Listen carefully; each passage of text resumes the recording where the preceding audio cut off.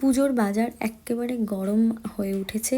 কালকে যেহেতু পুজো, আমার একদম টাইম হবে না কালকে বাজার করার, তো সেই জন্য আজকে আমি বাড়ির কিছু সবজি বাজার করতে চলে গেছি সকাল সকাল বাজারে। তো আগের দিন যখন আমি মলে সবজিগুলো দেখাছিলাম তখন আমাকে অনেকে অনেক কিছু বলেছে।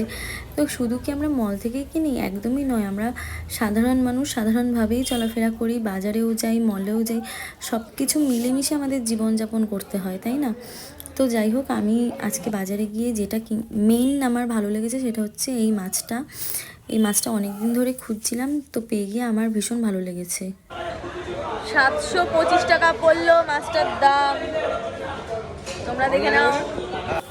ইলিশ মাছ আমি একদম পছন্দ করি না, যার কারণে আমি ইলিশ মাছ কখনোই নিই না। তো আমার বর বা আমার শ্বশুর বাজারে গেলেই একমাত্র ইলিশ মাছ নিয়ে আসে।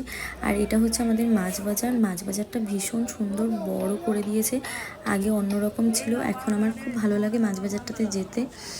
আর একটা কথা হচ্ছে, নানান রকম মাছ কিন্তু আমাদের এই নিউ ব্যারাকপুর বাজারে খুব কম দামে পাওয়া যায়।